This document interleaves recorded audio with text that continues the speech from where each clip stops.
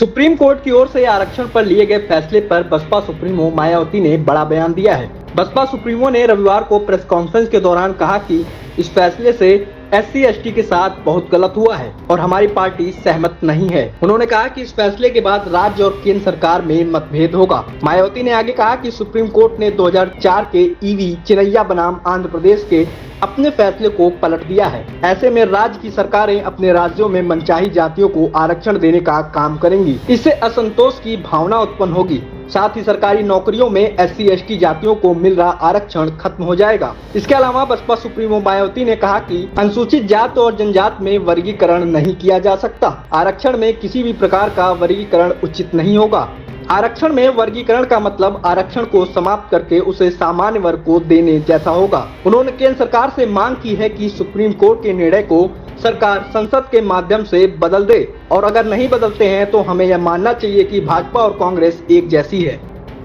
तो SC/ST के लोग हैं, इनको जो रिजर्वेशन मिला है, जो शैक्षणिक, सामाजिक और आर्थिक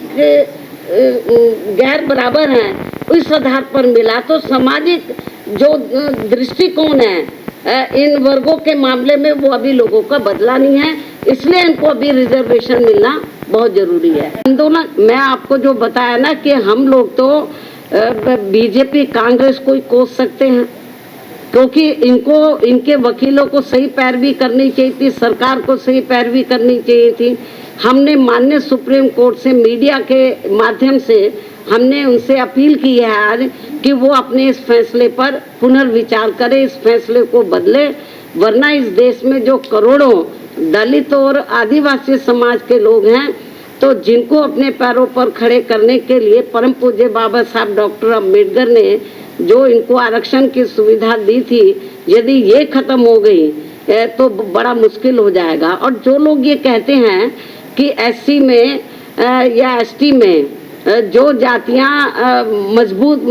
हर मामले में आर्थिक तौर पर मजबूत हो गई हैं, तो उसमें से मैं समझती हूँ मुश्किल से 10 या 11% लोग ही मजबूत हो गए होंगे, बाकी 90% लोगों की हालत तो बहुत ज़्यादा खराब है। लेकिन माननीय सुप्रीम कोर्ट के इस फैसले से जो लगभग 90% लोग जिनको अभी आरक्षण की ज़रूरत है, तो वो तो और ज़्यादा पिछड़ जाएंगे। उनको ये आरक्षण अब मिलेगा नहीं इस निर्णय के अनुसार, यदि उन जातियों को निकाल दिया जाएगा। बहुत बुरा हुआ है ये। 5 न्यायाधीशों की संवैधानिक पीठ द्वारा EV चिनैया बनाम आंध्र प्रदेश राज्य में दिया गया था, तो उसको पलट दिया है, जिसमें अनुसूचित जातियों व अनुसूचित जनजातियों के भीतर किए जाने वाले वर्गीकरण को मान्यता देने से इनकार कर दिया गया था। और ये भी कहा गया था कि अनुसूचित जातियों व अनुसूचित जनजातियों के भीतर उप वर्गीकरण नहीं किया जा सकता है, क्योंकि वे एक ही समरूप अर्थात समान वर्ग में आते हैं। और अब माननीय सुप्रीम कोर्ट के 7 जजों की पीठ ने 1 अगस्त 2024 के निर्णय से सन 2004 के निर्णय को पलट दिया है, जबकि इस निर्णय से अनेकों मतभेद उत्पन्न होंगे। केंद्र और राज्य सरकारों के बीच भी मतभेद की स्थिति उत्पन्न होगी, क्योंकि अभी तक केवल संसद के पास किसी भी जाति को या जनजाति को अनुसूचित जाति व अनुसूचित जनजाति में सम्मिलित करने या बाहर करने की पावर है, जिसे माननीय राष्ट्रपति द्वारा अपने आदेशों द्वारा क्रियान्वित किया जाता है और जिसे बदलने का किसी भी राज्य सरकार को अधिकार नहीं है। परंतु अब 1 अगस्त 2024 के इस निर्णय के बाद जहां जो पार्टी सत्ता में होगी, वह अपनी अपनी राजनीति के हिसाब से अदलती बदलती रहेगी, जिसके साथ साथ राज्य सरकारें अपने अपने वोट बैंक के लिए अपनी मनचाही जातियों को आरक्षण का अनुचित लाभ देने का प्रयास करेंगे। इस प्रकार से इस आदेश से ऐसी अनेकों समस्याएं उत्पन्न होंगी, जिसके कारण SC व ST को मिल रहा आरक्षण ये समाप्त हो जाएगा। एक प्रकार से SC व ST को मिल रहा आरक्षण ही समाप्त हो जाएगा। इसका नतीजा ये होगा कि अनुसूचित जाति व जनजाति वर्ग अंत में आरक्षण से वंचित रह जाएगा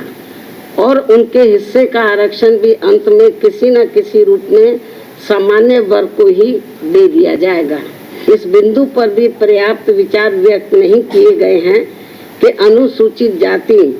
और अनुसूचित जनजाति के किन लोगों को क्रीमी लेयर की श्रेणी में रखा जाएगा और यह तय करने का क्या मानक होगा कि किन लोगों को अब आरक्षण की आवश्यकता नहीं है तथा इस कार्य के लिए अब राज्य सरकारों को राजनीति करने का पूरा मौका मिल जाएगा। माननीय सुप्रीम कोर्ट के इस निर्णय के बाद यदि अनुसूचित जाति और अनुसूचित जनजाति के भीतर उपवर्गीकरण किया जाता है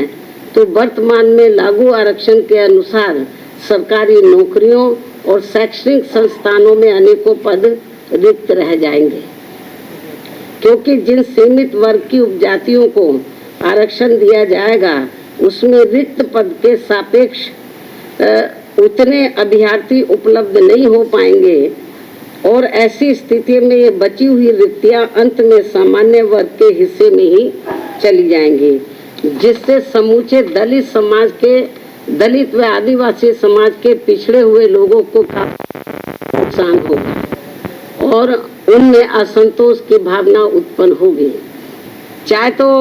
कांग्रेस की ओर से वकील खड़े हुए या सरकार की ओर से खड़े हुए हों, इन्होंने एक प्रकार से माननीय सुप्रीम कोर्ट की मदद ही की है इस मामले में। तो इससे जाहिर हो जाता है कि इनकी इंटेंशन सही नहीं है और ये लोग SC और ST को जो रिजर्वेशन मिल रहा है इसको सीधा खुद ना खत्म करके माननीय कोर्ट के जरिए, जुडिशरी के जरिए ये इसको खत्म करना चाहते और इसमें ये लोग काफी हद तक कामयाब भी हो गए हैं और हमारी पार्टी इसको लेकर बड़ी चिंतित है। ये जो भी जजमेंट आया है तो आप पार्लियामेंट के अंदर आप इसमें ये पार्लियामेंट के अंदर आप लोग जो संविधान में आप संशोधन करें और इसको संविधान की 9वीं सूची में लाए और जो सुप्रीम कोर्ट ने जजमेंट दिया इसको पलटे, मतलब क्योंकि पार्लियामेंट को भी पावर होती है, उसको पलटे और नहीं पलटते हैं तो समझ लो ये कांग्रेस हो, BJP हो और भी दूसरी पार्टियों हो, इनकी SC ST के और OBC के रिजर्वेशन के मामले में इनकी नीयत साफ नहीं है।